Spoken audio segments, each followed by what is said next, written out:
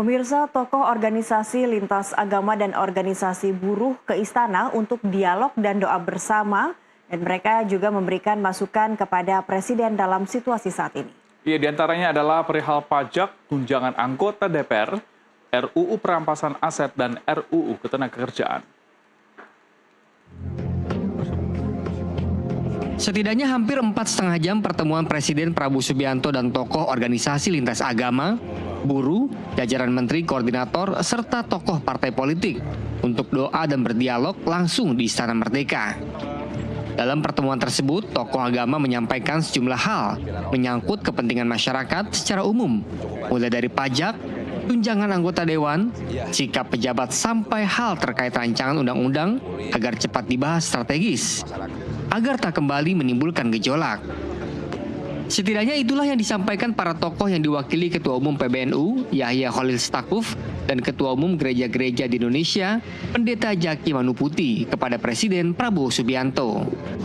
Dan juga karena kami punya komitmen yang sama terhadap bangsa dan negara ini, bahwa kita semua harus mendukung keutuhan, kebersamaan, dan keberlangsungan bangsa dan negara ini dalam bergulat menuju masa depan yang lebih baik.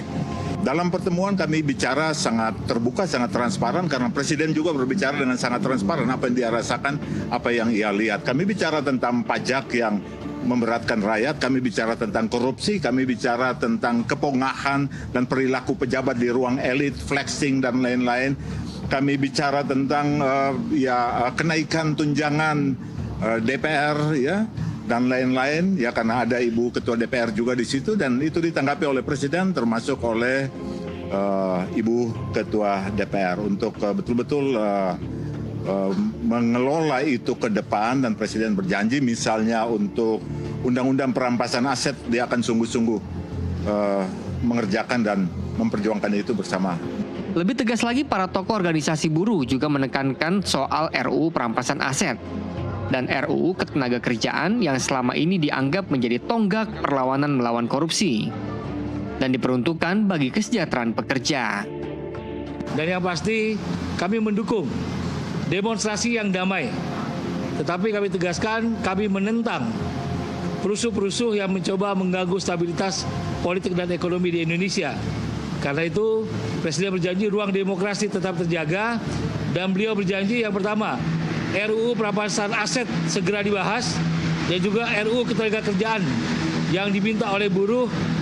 Beliau minta kepada Ketua DPR untuk langsung segera dibahas oleh partai-partai dan setuju untuk segera dibahas. Dari Jakarta, Hasbiallah, Reza Yuliansah, jurnalis NTV melaporkan.